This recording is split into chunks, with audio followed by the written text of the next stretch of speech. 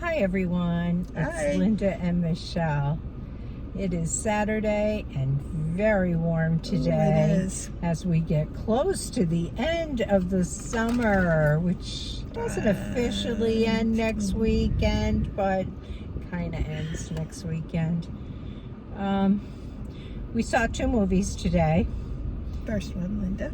Yeah, neither of them were absolutely spectacular, but we're going to talk about first Between the Temples. Between the Temples.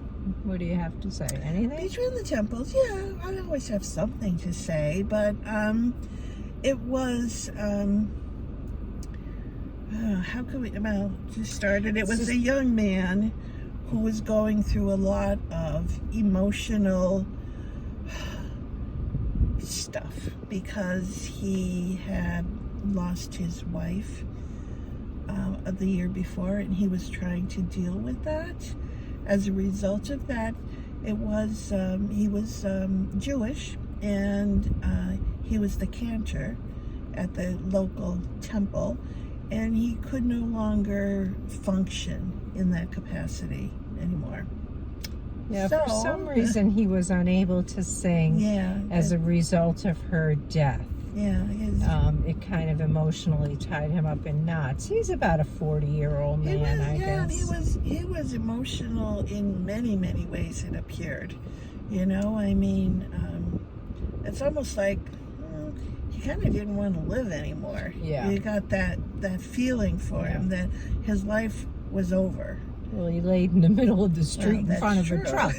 So that could be a good indicator that he was not happy living anymore. And his family they wanted him to move forward. So they were trying kind of crazy ways so that he could get out there, because he wasn't out there at that point. He had 2 moms, and he also taught the bar mitzvah, bat mitzvah classes for the temple, and had a class full of children. And in walked one day his former music teacher from when he was little, because she kept calling him a little Benny. Yeah, when he was like, elementary and I do think she had a big influence on him with his music that he pursued. Yeah.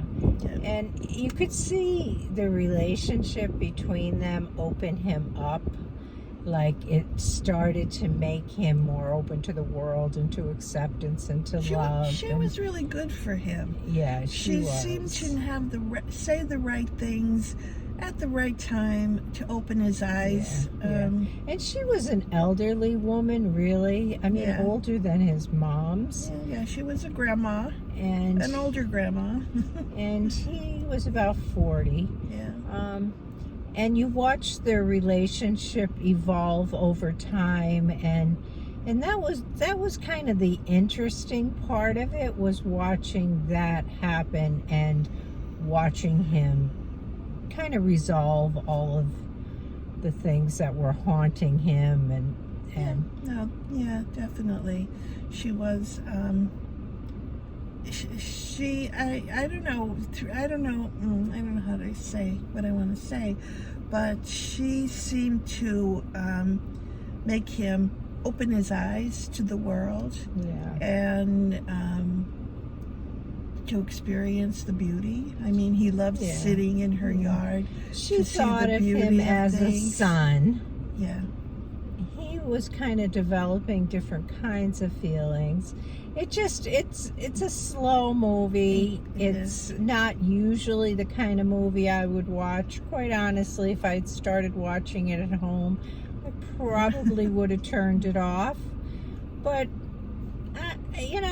it has value to watch it. Actually, there's some comedic parts in it that were, great. And I think it actually even is described somewhat as a comedy. Is it really? Yeah, and there was some. I mean, there's a lot of light moments in it. Yeah, things going on. That you kind of had to laugh at. With him, and, I mean, his